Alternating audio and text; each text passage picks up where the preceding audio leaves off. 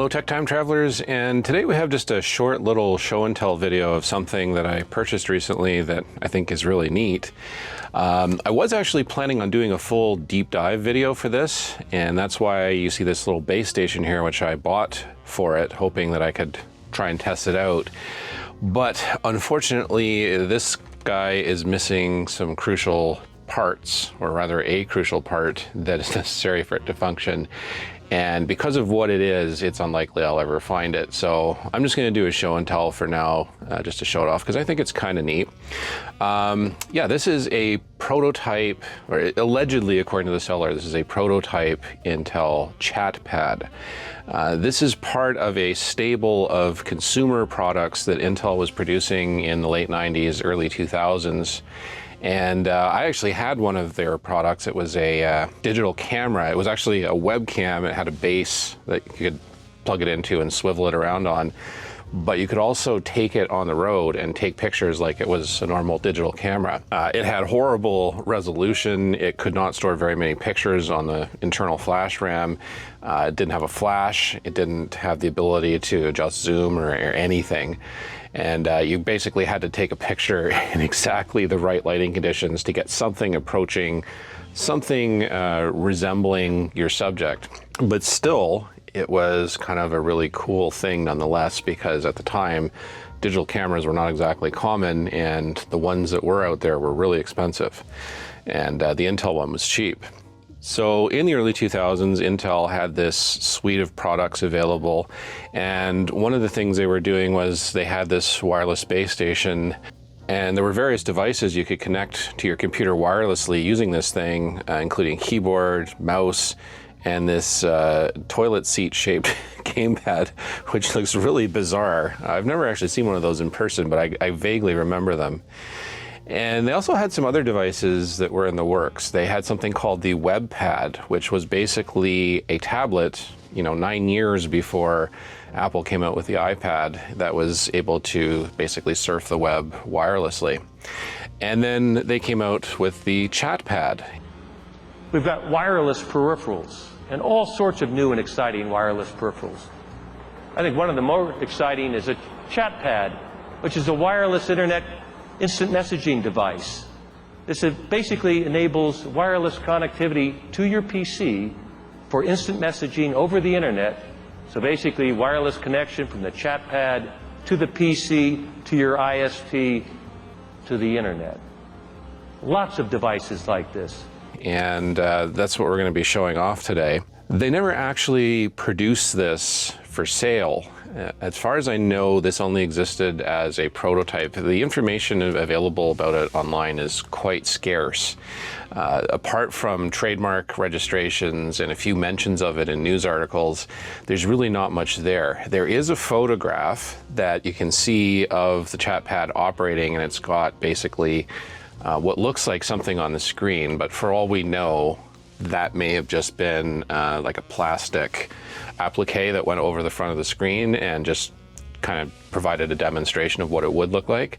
You've probably seen that if you've ever gone to a store that sells electronics and they're not actually showing them powered up. They might be dummy devices and they just have a clear plastic thing with a sample of what the screen probably would look like. Now, why did Intel get involved in consumer products? As far as I've been able to read, it was mainly because they wanted to sell more chips, more support chips, more microprocessors, stuff like that. And I think some of it too had a little bit to do with the hype of the internet, because these products, I believe, were conceived in the late 90s, before the whole .com crash happened in around 2000. So I think they were thinking this was probably a growth market of sorts. Anyway, the ChatPad ended up being a victim of bad timing. Intel basically decided to get out of the market abruptly, just abandon the whole consumer electronics gig. And in fact, they had about 1,100 of the WebPads produced at the time that they decided to exit. And they sold all of those off to their employees. Now the ChatPad, we really don't know sort of what happened with that, because there's not really much documentation about it whatsoever. And so I don't know if this piece that I hold here is actually a prototype, or if it's a pilot unit that ended up in some Intel employee's hands and then kind of worked its way down over the years to me. It would be neat if this were the prototype that appeared at the CES show and is in that photograph that I showed you earlier, but I don't think there's any way to prove that unless someone from Intel shows up there. One of the reasons I'm kind of suspicious about it being a prototype, as the seller claimed, is there's no prototype stickers on it. And although Intel may have done things differently, most products that I've seen that are prototypes from large companies usually will have a sticker that says, you know, not for resale, and it'll have an actual prototype serial number. And you see this a lot on Apple prototypes that periodically pop up on eBay. We do have a blank where the serial number would have gone, so clearly this was not intended for public sale, but I can't tell you for sure if it's actually a prototype or not. So anyway, let's open it up here and we'll just have a look at the hardware, what hardware we have. So obviously as we open it up, this is clearly intended to be a messaging device. There's no mouse or any kind of pointer or anything like that, or anything that you could use potentially for gaming, I wouldn't think. So I think this was in the vein of an internet appliance, sort of like this earlier e-message terminal, which was designed to allow you to access the internet solely for the purposes of checking your emails and messages. However, unlike the e-message here, which relied on a plug-in connection to your phone line because it had its own modem to dial out with, this fed off your computer via this base station. So you plug this base station into your computer and then connected the device to it, or at least that was the intent. And that's kind of cool because it meant that you could take this device, you know, anywhere in your house and do your messaging at a time when owning a portable computer was a very expensive proposition. It also meant, at least from what I've read, that you could do this while someone else was using the computer for something else. So you weren't tying up the family computer for basic messaging tasks while someone else needed to use it for work or something. So that was pretty cool. In terms of size and weight, it is kind of bulky. Intel kind of had this fascination with translucent blue and white. Blue and white were their corporate colors. And they really had this weird obsession with making these kind of rounded, bulbous shapes. You saw the gamepad earlier, you know what I'm talking about. Even the little webcam that they produced, which we had the same kind of theme going on. And I guess that's just, you know, to make it look futuristic or whatnot. I think it looks cool. It's a little bit big and thick compared to what I'm used to now in 2024, but you know, this was 2001, so we have to appreciate the limits of design at that time. So yeah, we open it up here. We've got basically pretty close to a full keyboard, and it's actually pretty nice to type on. It's not super cheap, and thank God it's not a chiclet keyboard or anything like that. So there's that. We've got 3 buttons over here on the side. We've got a button that looks like it's meant for initiating a chat conversation. We've got another button that would have opened your email, presumably. It's kind of the universal symbol for that. And then we have the power button. On the right side here, we've got this select button with these arrows, which I assume was for scrolling through messages. I'm not really sure what this button is for though. I'm thinking it might be, I don't know, if I had to guess, like flipping pages or something. And then interestingly, we've got a speaker down here, which indicates that this thing was intended to have sound. And we've actually got volume controls on some of the keys here, which you could access by pressing the FN key. And the e-message had that as well. Presumably that would be for, you know, just alerting you that emails or messages had arrived, something along those lines. We've got a nice little LCD display here. It's probably about 8 to 10 inches wide and a couple inches tall. Not much, but you know, better than the LCD displays of the 1980s for sure. And I believe this here would be the antenna, most likely. We also have some function buttons. I guess these would be more like menu control buttons across the top here, and they would have functions displayed at the bottom that you could choose from. We've also got the power indicator light there as well. Yeah, kind of a pleasing design. You know, it has a nice feel to it. Like I said, it's kind of bulky. I think kind of everything in the early 2000s was bulky that way. So why can't I operate it? Well, When I was looking at the original auction photos, because of the dark translucent blue here on the bottom, it was really hard to see anything or make anything out. And if I'd had a clearer photo, I would have been able to see that there's this ribbon cable here coming from the keyboard. It's not plugged into anything.